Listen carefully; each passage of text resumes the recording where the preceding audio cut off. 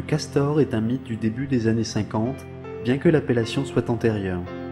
Les premiers bâtisseurs à avoir adopté le nom du petit mammifère sont les autoconstructeurs des cottages sociaux.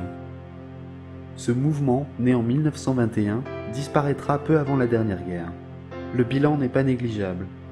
1000 maisons construites par 22 groupes de cottagistes bâtissant chacun entre 20 et 78 maisons. Après la guerre, l'idée se développe dans plusieurs pays. En France, l'Union nationale des castors est créée en 1951. De nombreuses villes participent à ce mouvement, dont Pont-Saint-Vincent et Chavigny. Si chaque groupe a sa propre destinée, les motivations, les buts, les problèmes à surmonter se ressemblent. Pioches et truelles s'activent, manches retroussées, on rêve de jours meilleurs en rebâtissant la cité.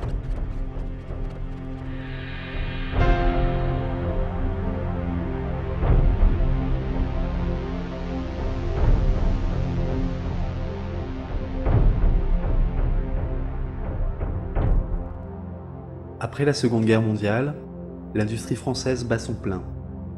Le pays commence ses 30 glorieuses, les vagues d'immigration se succèdent pour compléter les besoins en main-d'œuvre.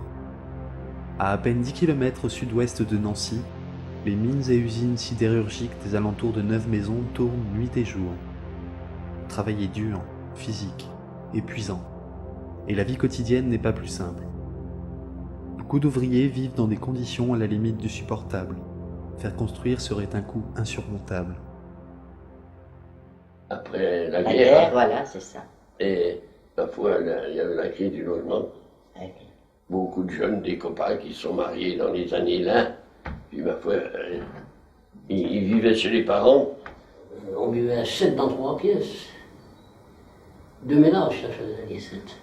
4 ans et demi qu'on a resté chez les 4 ans et demi, alors on pensait Avec quand il y a avec eu la deux maison. gosses, deux gosses.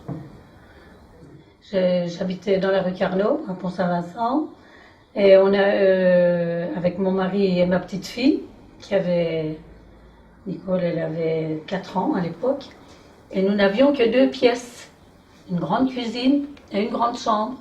Donc la petite couchait dans notre chambre.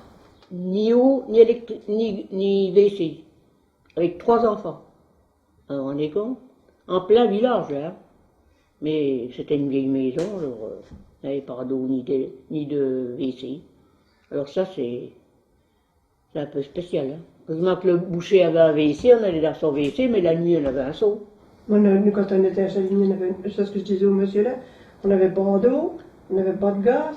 Ah oui. Il fallait aller laver le linge à la fontaine. Ah oui. Quand on est arrivé ici, il y avait quand même un lavoir qui était en bas. Oui. Hein, alors on pouvait quand même laver son linge, on était à l'abri. Bon, ben oui. Il y avait On quand a même- tout de suite eu une salle de bain par le fait. Ah oui, on l'a... Assez vite, hein. Ah oui, oui. Puis je ne sais pas pourquoi, mais moi j'avais acheté une petite maison.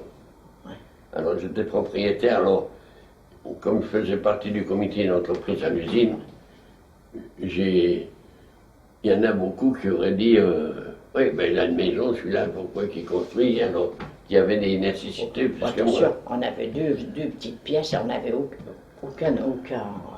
On n'avait que 2 pièces. Hein. On avait- Sur la rue. Oh, merci. L'initiative vient de quelques personnes de Pont-Saint-Vincent qui réussissent à mobiliser le patron de l'usine de 9 maisons, M. Rigaud, et son secrétaire général, M. Leclerc, alors maire de Chavigny. À l'usine de 9 maisons, il travaillait des ouvriers qui venaient de Vaucouleurs. Et ils avaient bâti leur maison Castor. Alors, mon mari en avait entendu parler, il a télé-trouvé. Et un jour, c'est un dimanche, je crois qu'on a dû tous y aller. On avait pris un car, on était partis à plusieurs voir les maisons. Ça nous a plu. Et ma foi, mon mari, avec plusieurs, ont été trouver le directeur de l'usine. Je pense que ça s'est passé comme ça. Moi, ils ont venu en dernier, parce qu'il fallait encore quelqu'un. Alors, la mère est venue, le trouver, votre mari est venu le trouver, puis elle a essayé de venir avec nous, il y a encore une place. Ben, je dis pourquoi pas. Comme ma femme travaillait, puis moi aussi, ma femme, on avait les possibilités de payer. Hein. La plupart des collègues, à part 2, je crois, on faisait partie de l'association Saint-Julien, le petit bois qui est au-dessus de chez nous là. Bon, donc on travaillait tous avec les gars du curé, comme on disait à cette époque-là, au théâtre. C'est comme ça qu'on s'est tous connus et groupés. La situation à Pont-Saint-Vincent est assez simple. Un groupe d'amis construit 10 maisons entre 1953 et 1956. À la même époque, une première tranche se bâtit à Chavigny. Un ensemble de 22 castors voit le jour sous l'impulsion de M. Leclerc. 14 autres maisons seront construites entre 1956 et 1963, et une troisième tranche de 4 maisons clôturera l'expérience en 1966. L'ancien maire qui était parent avec moi, on était parents, discute quoi, et il me dit en Bretagne, ils font leur maison eux-mêmes. Il dit, dans un type de castor, ils construisent leur maison, ils font tout, et il me dit, je vais essayer d'en faire sur Chavigny, et à l'aide de l'usine et de la mine, quoi, à ce moment-là, ça s'est décidé un peu comme ça, et puis ils ont entrepris des recherches, ils n'ont pas eu de mal de trouver du monde là, pour construire. C'est-à-dire, ils ont lancé une candidature d'inscription, puis les 22 premiers qui se sont inscrits, il n'y a pas une sélection. Les 22 qui se sont fait inscrire. Il y a quand même une sélection, c'est-à-dire oui, Madame parce qu'il y a des personnes qui avaient un terrain, qui étaient propriétaires de leur terrain. Il y avait deux. Voilà. Il devait y avoir 2 personnes qui étaient propriétaires de leur terrain. Donc, eux, par la force des choses. Pour commencer, c'est l'usine qui a avancé tout l'argent. Après, ils ont apporté l'argent avec des dépôts de conciliation.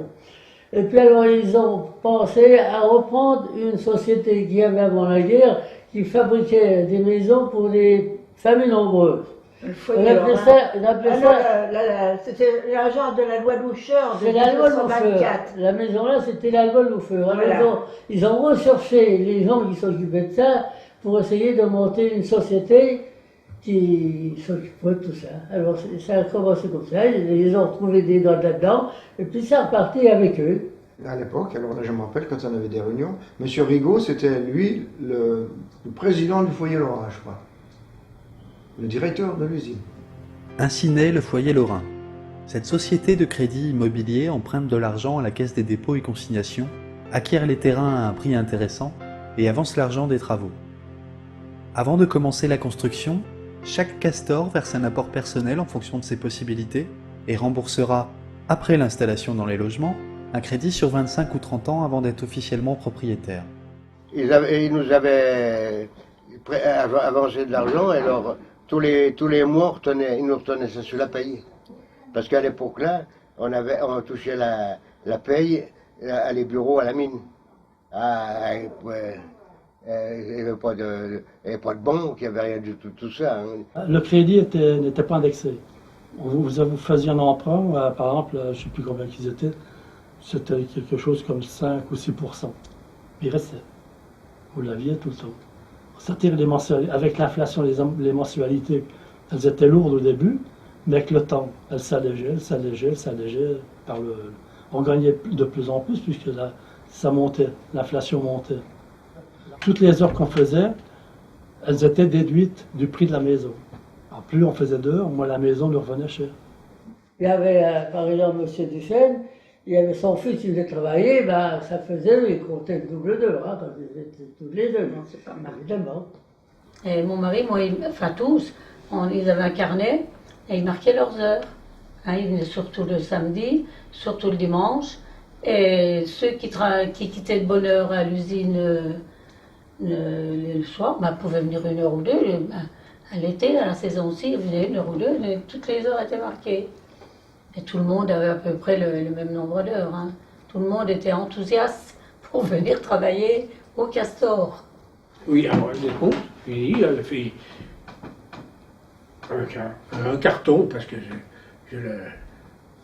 on pendait soit par un arbre, soit dans la maison, au fur et à mesure qu'elle montait, que ça soit à l'abri de la pluie, puis chacun inscrivait ses heures. Et en fin de mois, je les faisais émarger de façon à ce qu'il n'y ait pas de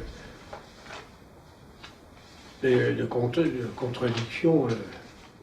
Puis quand on a traité, M. Leclerc traitait pour les achats des charpentes, tout ça. On achetait On avait un dans bon les maire, hein. On avait un très bon maire, monsieur ça Leclerc. quand vous achetez 22 charpentes d'un seul bloc, ça vous fait des prix, ça. Ben, j'étais au grand bureau À la comptabilité. à la comptabilité. Et ben, par exemple, pour acheter le matériel, hein, acheter le matériel, les agglos, tout ça, avec monsieur le maire, on cherchait les entreprises, puis on faisait des appels d'offres, comme toutes entreprises, quoi. Puis c'est pareil, on avait chez Huguenin, c'est lui qui nous fournissait le sable, c'était un qui avait une sablière à Messin. Il nous alimentait, on avait le sable, on avait le gravier, on avait tout, bon, avec des prix. Il y avait le volume, il y avait la quantité. Un coup, le maire m'appelait, il me dit, tiens, on va aller à Richard Minil, il y a un marchand d'agglos, on va aller voir ses prix, puis c'est la qualité, pour enfin, discuter avec. Alors, hop, on partait sur le dos de l'usine, si vous voulez. Moi, là, quand on a terminé de payer le crédit, on nous est revenu à 50 000 francs. 5 millions anciens. Et maintenant, il y en a deux qui se vendent. Là. Mettez une inflation de 14% tous les ans. Il y en vous a voyez deux. un peu le train. Il y en a deux qui se vendent, une de 240 000 euros. Oui, madame. Oui, oui. Ouais, ouais. L'usine s'occupe de tout. Elle achète les terrains, prête l'argent, alimente en fournitures et matériaux nécessaires. Les castors n'ont plus qu'une chose à penser, construire.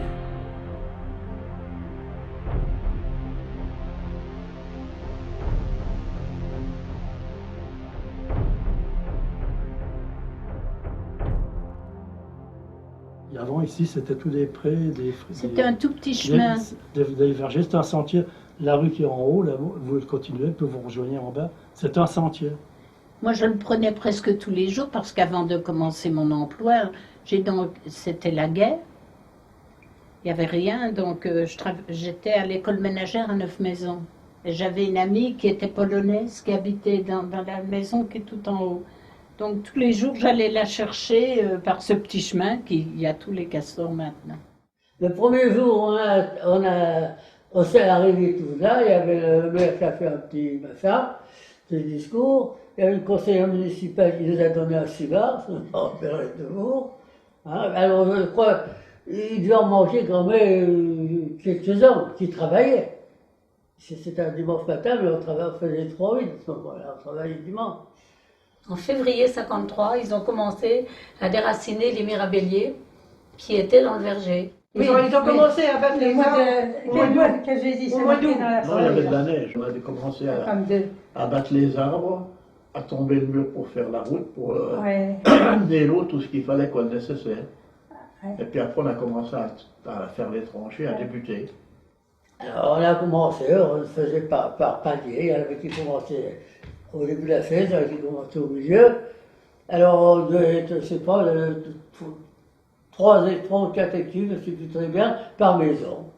Alors il y en a, par la fête, on a commencé 3 ou 4 maisons pour commencer, quoi, le premier jour. Oui, on avait un petit mémoire, mais il faut qu'on marquait dessus. Oui. Parce que chacun suivait suivant. On n'était pas tous pareils. Hein. Il y en a qui quittaient à midi, les autres quittaient à 8 h du soir, les autres venaient à 4 h, ça dépendait. Quoi. Oui. Il y avait guère que le dimanche, quoi, Oui, que vous étiez oui. tous là. Le dimanche, samedi et le dimanche. Puis encore. On a commencé par la maison du bout là-bas, hein, et ainsi de suite, on a avancé jusque la dernière en bas.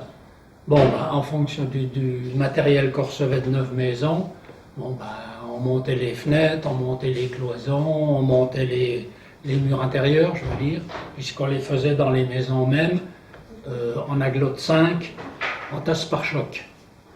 C'était le nom qu'ils donnaient au petit engin, on faisait 2 agglos en même temps, en épaisseur de 5, hein, comme les cloisons.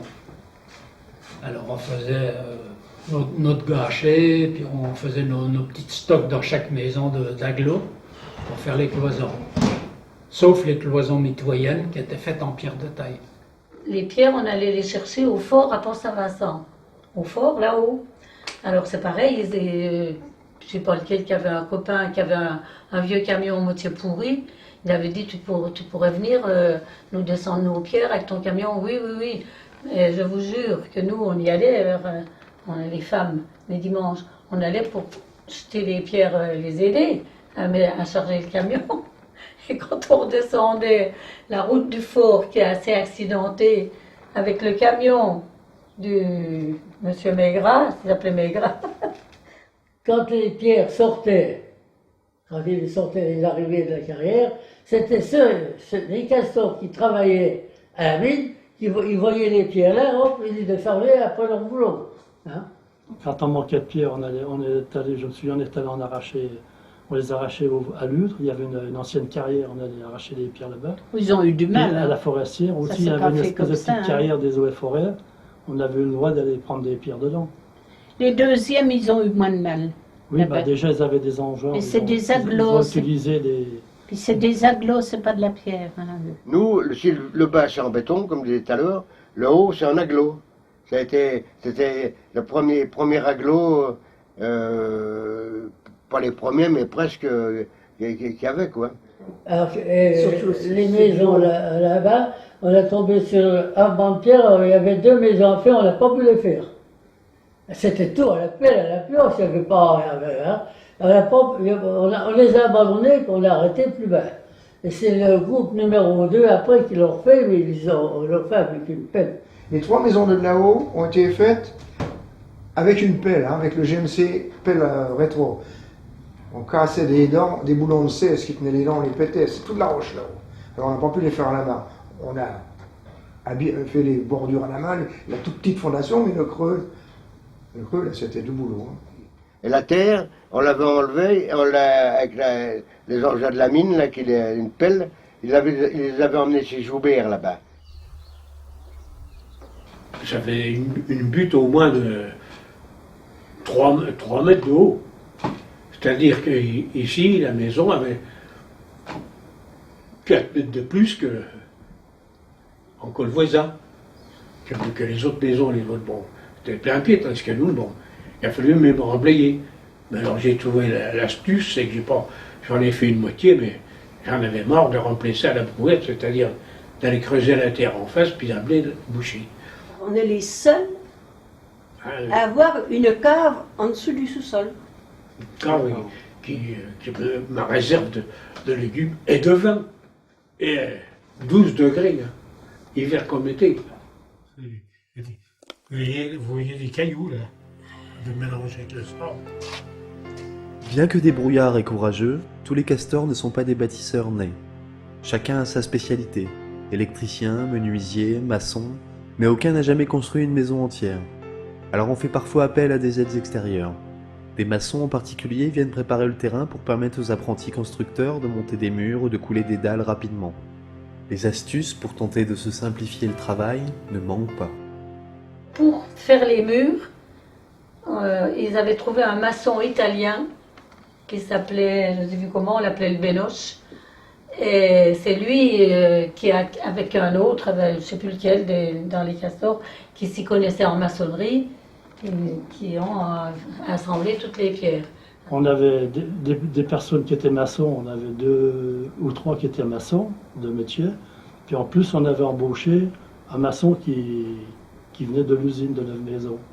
Il nous montait les encadrements de fenêtres, les montants de fenêtres, les angles, il nous les faisait propres.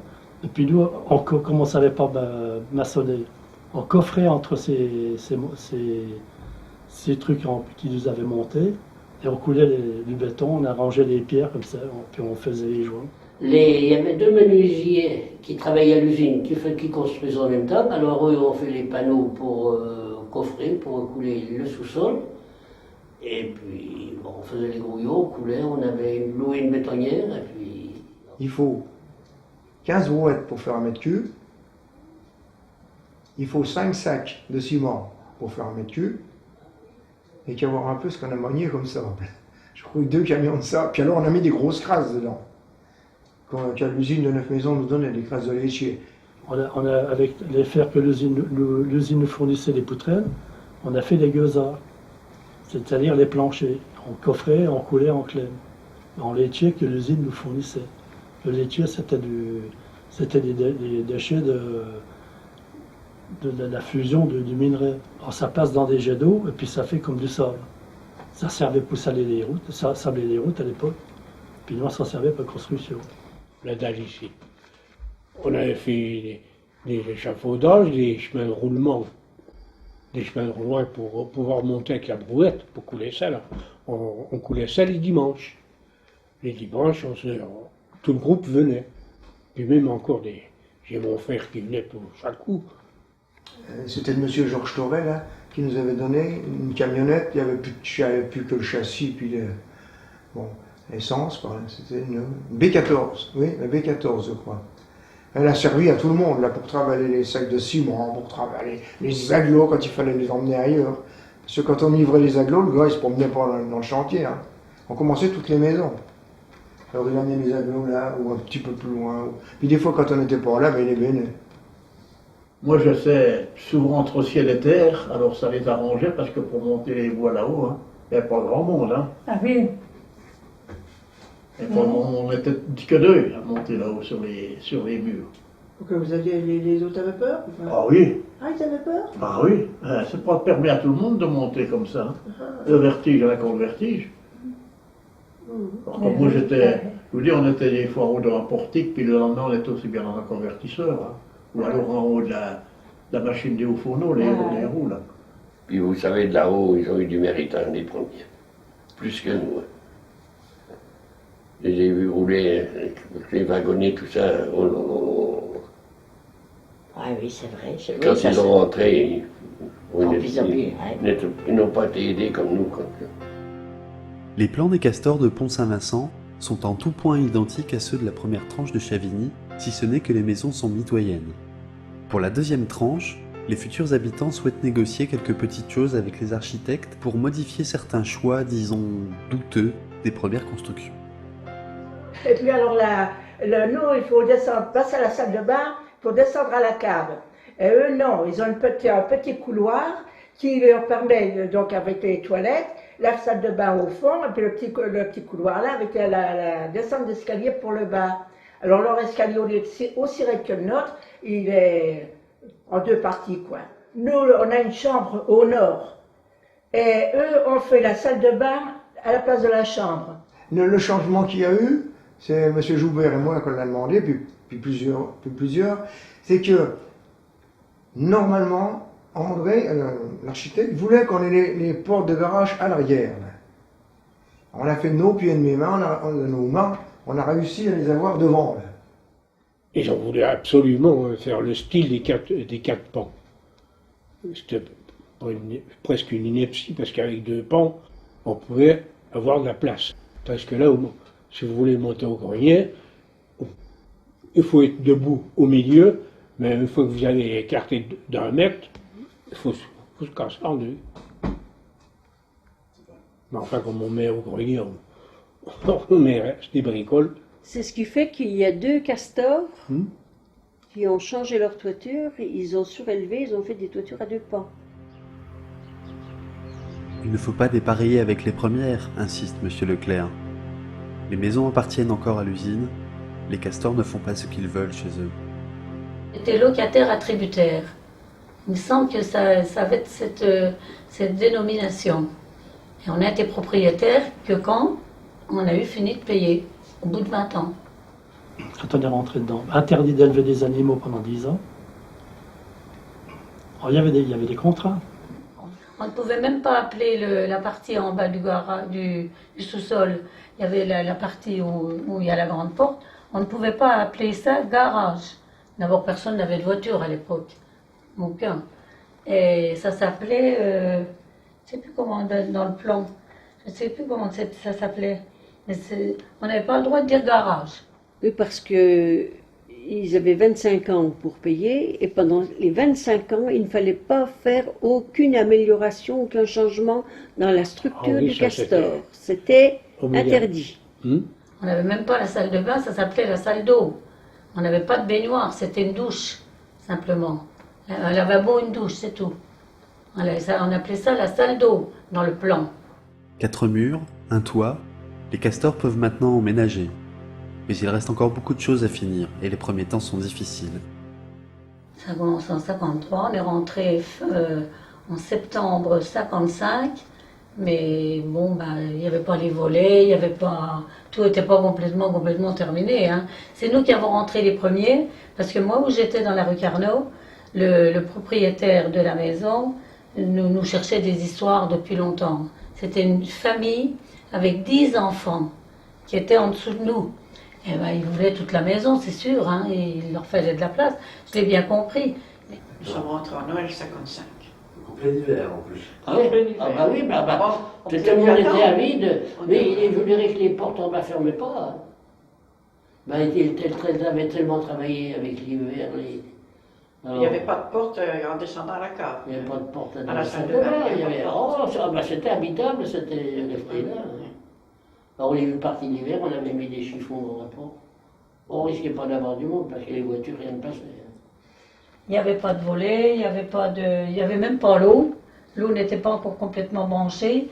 Il y avait les maisons là qui se construisaient avec un point d'eau à la place de la Maison Blanche là. J'allais chercher mon eau là, moi. Il n'y a pas d'eau, rien n'est installé. Alors finalement, c'est nous qui sommes venus ici les premiers à cause, par la force des choses, quoi, en fait. Hein. Et les autres sont rentrés 2 mois après, quand c'était mieux défini. Mais on n'avait pas de volet, rien et tout. Maman m'avait donné des couvertures pour mettre accrocher après des fenêtres, pour qu'on soit quand même un peu dans le noir la nuit et tout.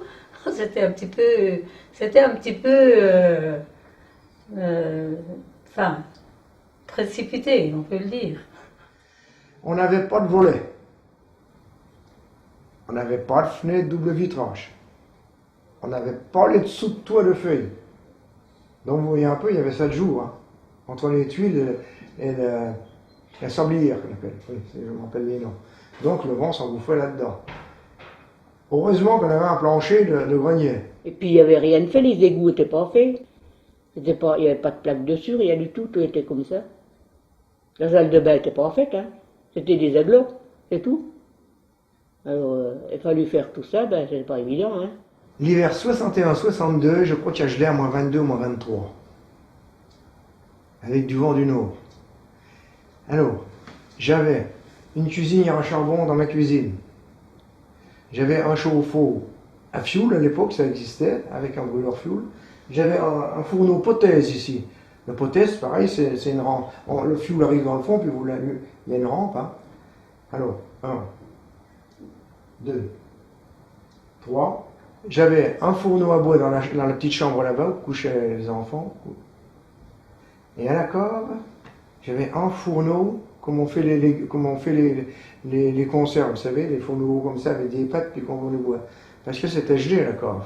On avait été obligé de mettre notre chauffage chez mes parents, et tous les soirs, je descendais chercher du charbon, parce qu'ils ne pouvaient pas livrer ici. Il y avait de la neige, on avait Tellement il y des avait de la potes qui neige, restaient dans la... on était dans la mauvaise période, le fameux hiver qui était terrible. Au départ, il se faisait pas. Moi, j'ai bien été 5 ans. C'était quand oh là là, j'étais content de partir travailler. Oh là là, je ne plaisais pas là, mais. Parce que bon, quand on est monté dans la maison de ses parents, là, on y était 2 ans. C'était sur la route. Ils voyaient les autos, tout ça. Et là, fois, on est perdu. Enfin, il fallait mettre les bottes pour aller travailler. Dans la route, tout ça. Le dimanche, on allait au cinéma, il fallait mettre les bottes. La route a été faite quand même au bout d'1 an et demi, 2 ans. Oh, ils ont mis des cailloux, c'est tout. Ils ont mis de la terre, des cailloux, de la terre, des cailloux. Ils ne savaient pas quoi faire. C'était quand même des maisons un peu près. Dans le temps, c'était quand même... on s'est senti bien quand même. Hein. Ah oui. Il y avait toujours des petits problèmes, c'est vrai, mais... Ah, nous, jamais eu envie de la vendre, ni quoi que ce soit. Non, on a trop travaillé dedans, on a tout fait, alors on s'y accroche. Là, ce que dit sa fille. Quand nous avons aménagé au Castor, j'avais à peu près 6-7 ans. C'était une période de découverte pour moi, bien sûr, comme pour tout nouveau lieu de ma vie, mais il y avait quelque chose en plus.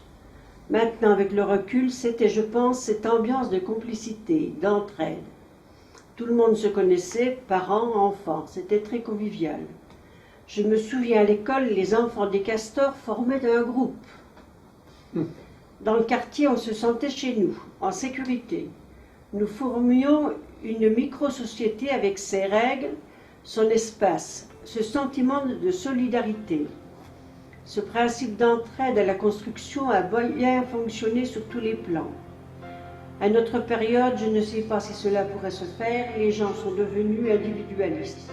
C'est bien dommage, car avoir grandi dans un tel environnement... Malgré les difficultés du début, il fait bon vivre dans le quartier des Castors.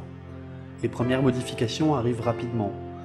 Tous installent le chauffage central, au fioul ou au gaz, et la plupart changent les fenêtres pour mettre du double vitrage. Une fois propriétaires, beaucoup personnalisent leur maison.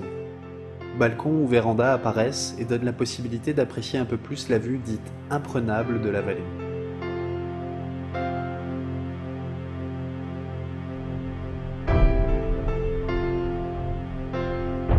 Mais le temps passe, il ne reste plus beaucoup de castors aujourd'hui. Mais ceux qui sont encore là comptent bien rester encore longtemps dans leur maison. De nouveaux propriétaires viennent peupler le quartier, et peu d'entre eux connaissent l'histoire des castors. C'est pour ça qu'aujourd'hui, nous tentons de célébrer ces hommes et femmes courageux, qui ont travaillé si dur pour simplement vivre mieux, dans un esprit de solidarité oublié, et qui se posent en exemple aujourd'hui.